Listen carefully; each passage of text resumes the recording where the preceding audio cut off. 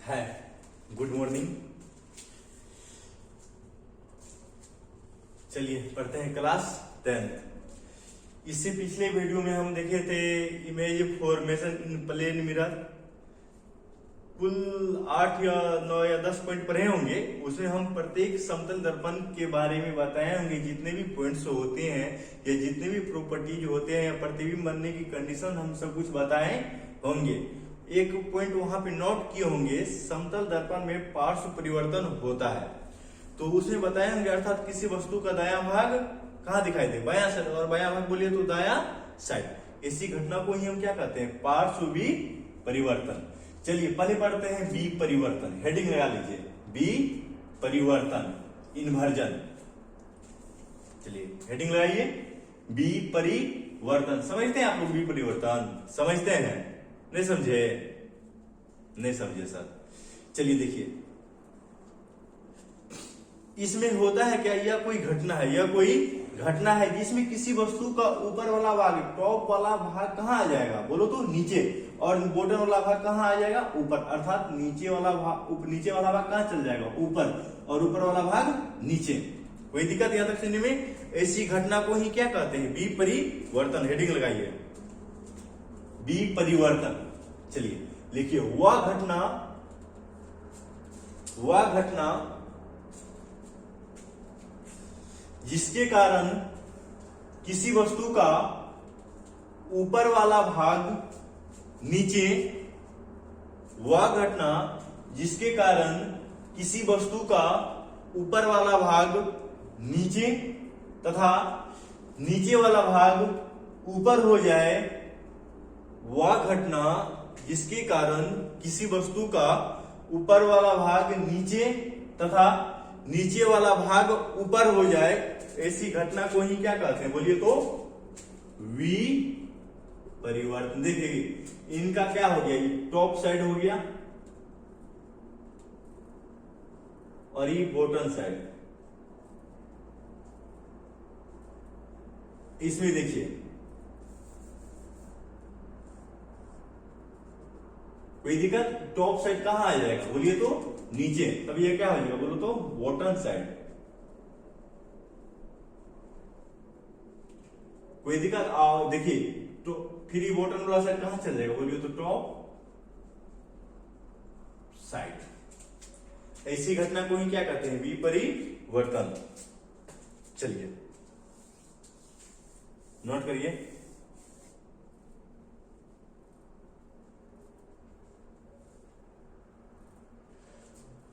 वह घटना जिसके कारण किसी वस्तु का ऊपर वाला भाग नीचे तथा नीचे वाला भाग ऊपर हो जाए, ऐसी घटना को ही विपरिवर्तन कहते हैं। अर्थात तो जो टॉप साइड रहेगा वो कहां आ जाएगा, बोलिए तो बॉटम में, और बॉटम वाला साइड कहां आ जाएगा, बोलो तो टॉप साइड में। ऐसी घटना ही क्या कहलाता है, बोलिए तो वी परिवर्तन। चलिए अब हेडिंग लगाइए, पार्श्व परिवर्तन। हेडिंग लगाइए, पार्श्व परिवर्तन।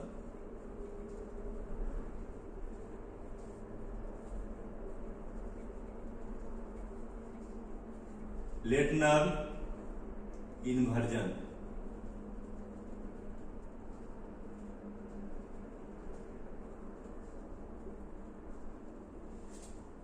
चलिए पहले इनको समझते हैं। ये कोई क्या है, प्लेन मिरर है। कोई दिक्कत? इस साइड हम कोई ऑब्जेक्ट रखे हैं, इनका जो इमेज बनेगा देखिएगा, उसमें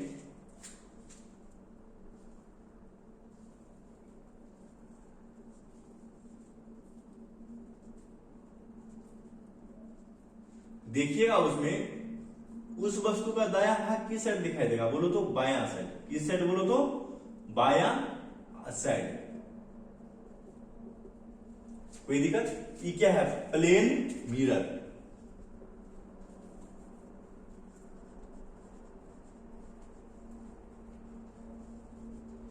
देखिएगा वस्तु का बायां भाग किस साइड दिखाई देता है, दायां साइड, और दायां भाग बोलिए तो बायां साइड। ऐसी घटना को ही क्या कहते हैं, पार्श्व परिवर्तन। हेडिंग लगाइए, पार्श्व परिवर्तन। चलिए लिखिए, वह घटना जिसके कारण किसी वस्तु का दायां भाग बायां भाग में और बायां भाग दायां भाग में दिखाई दे, ऐसी घटना को ही क्या कहते हैं, पार्श्व परिवर्तन। वह घटना जिसके कारण किसी वस्तु का दायां भाग बायां भाग में और बायां भाग दायां भाग में दिखाई देता हो, ऐसी घटना को ही पार्श्व परिवर्तन कहते हैं। कभी कभार पूछ देता आपको, क्या पूछता है, अगर इस साइड हम कैपिटल ए ले तो इस साइड कैसे बनेगा, तो इसने बनेगा। अगर इस साइड हम बी ले ले, क्या ले ले, बी, तो ई कैसे बनेगा, तो देखिए ये से बनेगा। आप लोग ट्राई करिएगा, अगर सी ले ले तो ई सी भी ऐसे बनेगा। आप ट्राई करिएगा, देखिएगा क्वेश्चन क्या बनता है। चलिए नोट करिए, नोट कीजिए।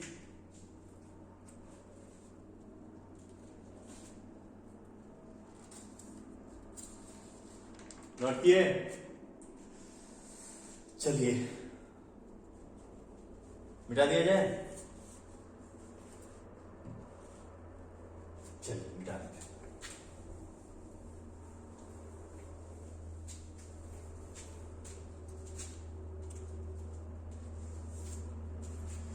अब बहुत ही इंपॉर्टेंट टॉपिक आता है आपको, समतल दर्पण में प्रतिबिंब की संख्या।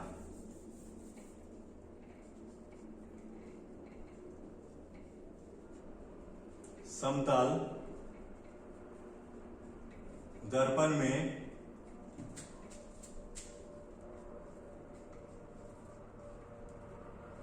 प्रतिबिंब की संख्या। Number of image in plane mirror. Number of image in plane mirror. चलिए बस ये आपको समझना है, आपको रटना नहीं है, इनका ना ही कोई डिफिनेशन होगा। इनका मतलब बस इतना ही समझिए, अगर दो समतल दर्पण हो तो उनके सामने हम किसी वस्तु को रखेंगे तो कैसा प्रतिबिंब बनेगा। मान लीजिए एक समतल दर्पण ई हो गया प्लेन मिरर, ये हो गया आपको कलयीकृत सतह, ये अंदर वाला हो गया आपको रिफ्लेक्टेड सतह, ये हो गया आपको समतल दर्पण। इनका नाम एम, इनका नाम ओ, इनका नाम एम डैश और इनका नाम ओ। इनकी बीच का एंगल हम मान लेते हैं थीटा। क्या मान लेते हैं, थीटा। तो पहले इतना चीज लिखे ये रो देखिए, माना कि एम ओ तथा एम डैश ओ दो समतल दर्पण है।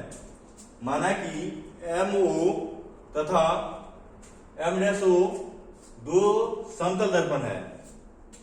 नोट किए, जो एक दूसरे से थीटा कोण पर झुका हुआ है, जो एक दूसरे से थीटा कोण पर झुका हुआ है।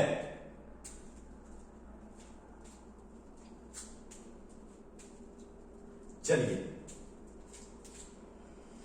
एक फॉर्मूला नोट करना होगा आपको, एन इक्वल 360/थीटा, where n is number of image, जहां एन प्रतिबिंबों की संख्या है, जहां एन प्रतिबिंबों की संख्या है। अब चलिए पढ़ते हैं केस 1। क्या पढ़ते हैं, केस 1।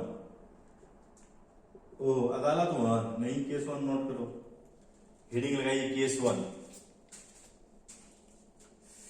लिखिए, जब n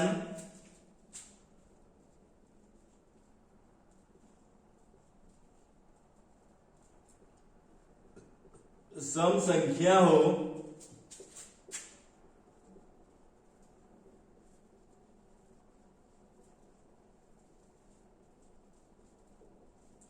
जब n सम संख्या हो तब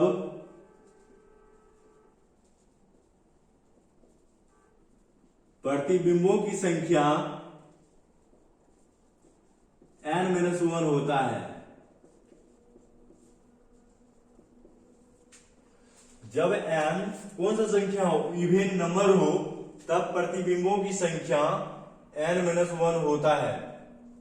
तो देखिए जो अप्लाई हम कैसे करते हैं, जिससे मान लीजिए आपको दे देगा एग्जांपल में, लिखिए इजी में हम उनका सॉल्यूशन करेंगे।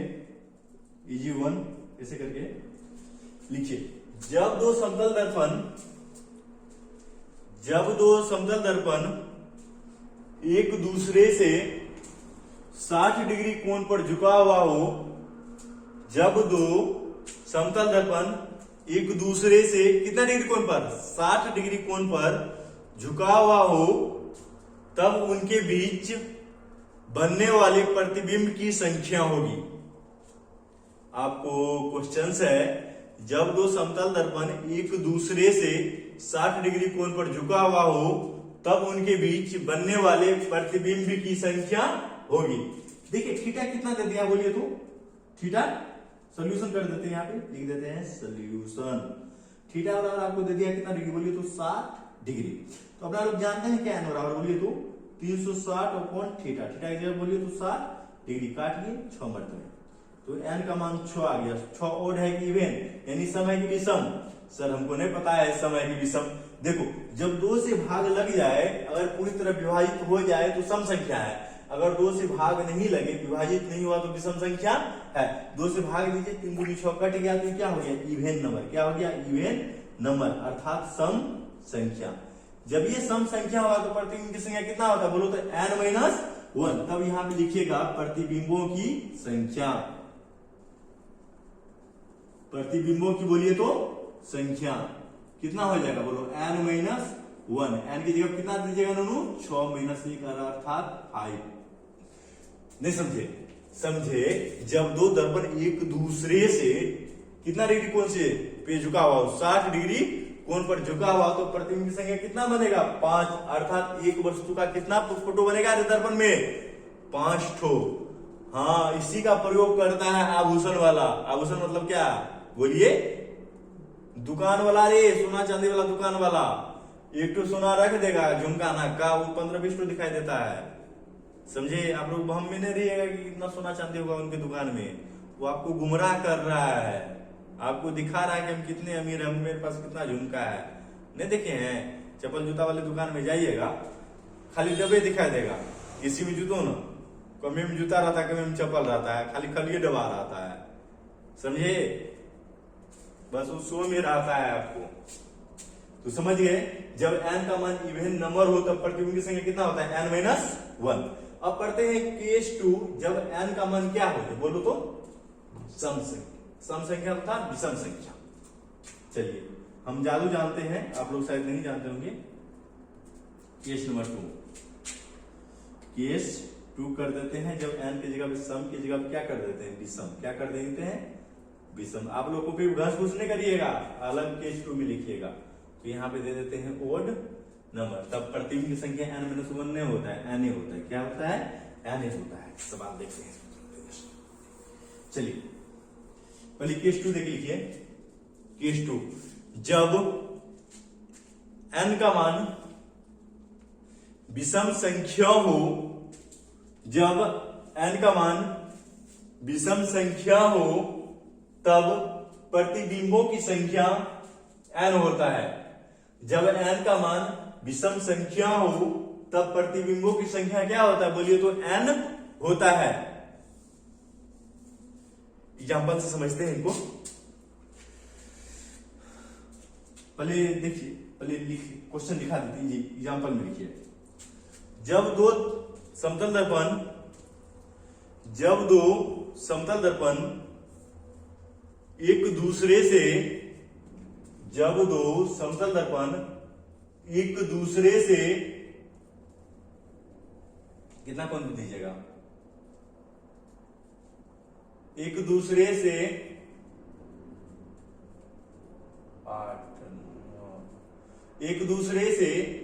40 डिग्री पर हो तब उनके बीच बनने वाले प्रतिबिंबों की संख्या क्या होगी। जब दो समतल दर्पण एक दूसरे से 40 डिग्री कोण पर झुका हो तब उनके बीच बनने वाले प्रतिबिंबों की संख्या क्या होगी। चलिए देखिए, थीटा इक्वल कितना दे दिया आपको, बोलिए तो नूरे 40 डिग्री।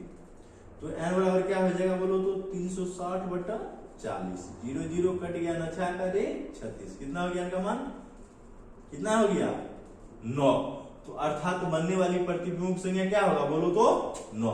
यहां पे लिख दीजिएगा प्रतिबिंबों की संख्या कितना होता है बोलो तो एन होता है ना, प्रतिबिंबों की संख्या कितना होता है एन, एन कितना है 9। नहीं समझे, जब एन का मान क्या आ जाए विषम संख्या, क्या आ जाए विषम संख्या, तब प्रतिबिंब भी क्या होगा विषम संख्या होगा। जितना यानी एन का मान होगा वही क्या हो जाएगा विषम संख्या, नंबर ऑफ इमेज। चलिए ये दोनों केस तो आसान था। कंफ्यूजन कब होगा आपको, जब एन का मान आ जाए डेसिमल में, दशमलव में, किसमें आ जाए अर्थात पूर्णतः विभाजित हो नहीं करे, तब देखिएगा लोचा पड़ता है। क्या पड़ता है लोचा। देखिए मिटा दीजिए। चलिए अब तो केस हमको भी जादू नहीं होता है, जादू भूल गए हैं। चलिए केस 3 में नोट करिए। केस 3 लिखिए, जब एन का मान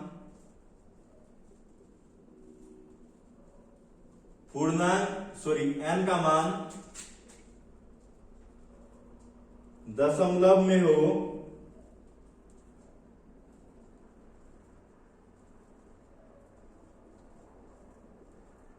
तब प्रतिबिंबों की संख्या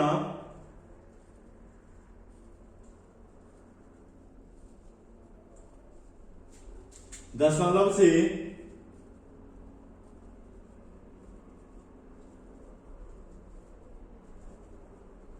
पहले वाला पूर्णांक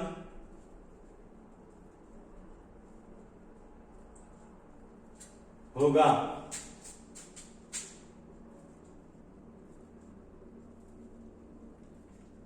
जैसे देखिए हम समझाते हैं, जैसे हो गया n.67 समथिंग कुछ हो, तो प्रतिबिंब की संख्या सिर्फ क्या होगा n क्या हो जाएगा बोलो तो नंबर ऑफ इमेज, अर्थात प्रतिबिंबों की संख्या, प्रतिबिंबों की बोलिए संख्या। एग्जाम्पल से समझते हैं इस क्वेश्चन को। चलिए एग्जाम्पल नोट करिए। यदि दो समतल दर्पण एक दूसरे से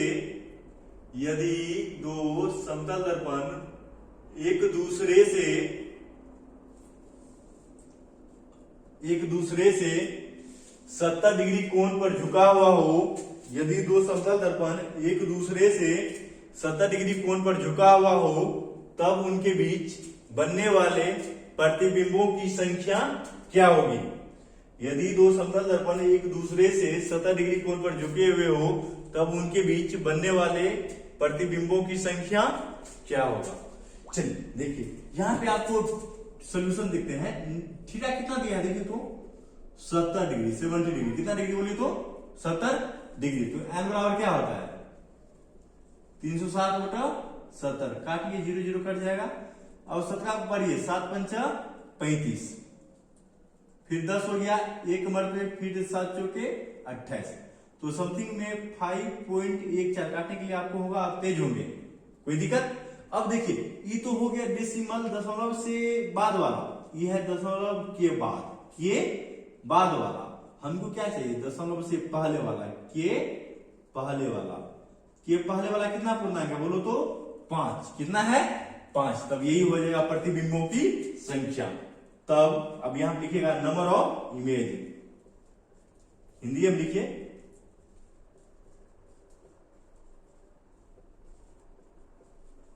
प्रतिबिंबों की संख्या। तो क्या हो जाएगा n की जगह पे बाबू कितना है रे 5। चलिए अभी तीनों केस देखिए हम। जब n का मान क्या हो, सम संख्या, तब प्रतिबिंब की संख्या क्या हो जाएगा, n-1। जब दूसरा केस देखिए, जब n का मान क्या हो, विषम संख्या, तब प्रतिबिंब की संख्या क्या हो जाएगा, वही विषम वाला संख्या। तीसरा केस, जब n का मान क्या आ जाए, दशमलव में, क्या आ जाए, दशमलव में, तब दशमलव से पहले वाला क्या हो जाएगा, पूर्णांक, प्रतिबिंबों की संख्या। तो आज के लिए बस इतना ही, मिलते हैं नेक्स्ट क्लास में। अच्छे से देख के चलिए, नहीं कुछ सवाल दे देते हैं, मना के लगिएगा आप लोग, लिखिए। ओ आप लोग पोच करके लिख लीजिएगा, सॉरी, रोक के अच्छे से लिख लीजिएगा। लिखिए, यदि दो समतल दर्पण एक दूसरे से थीटा कोण पर झुका हो, तब उनके बीच प्रतिबिंबों की संख्या होगी, जहां थीटा बराबर 30 degree, 12 degree, 8 degree, 25 degree, 50 degree, 60 degree, 40 degree, 90 degree, 120 degree और 360 डिग्री। यदि दो समतल दर्पण एक दूसरे से थीटा कोण पर झुका हुआ हो, तब प्रतिबिंबों की संख्या क्या होगा। जहां थीटा बराबर क्या दिए हैं, एक नॉर्मल सवाल, 30 डिग्री पे निकालिएगा, फिर 12 पे, फिर 8 पे, फिर 25 पे, फिर 50 पे, फिर 60 पे, फिर 40 पे, फिर 90 पे और फिर 120 पे और लास्ट 360 डिग्री पे। इतना निकाल लीजिएगा, उनके बाद सारा कॉन्सेप्ट आपके दिमाग में एडजस्ट हो जाएगा। ओके, चलिए आज के लिए बस इतना ही। गुड नाइट, मिलते हैं नेक्स्ट क्लास में। मुस्कुराते रहिए, हमेशा खुशहाल रहिएगा जीवन में। किसी के बारे में नहीं सोचना है, खुद के बारे में सोचिए और अपने मम्मी पापा के बारे में सोचिए। किसी और के बारे में सोच के अपने आपको बर्बाद नहीं करना है, समझे। ओके, आज के लिए बस इतना ही, मिलते हैं नेक्स्ट क्लास में।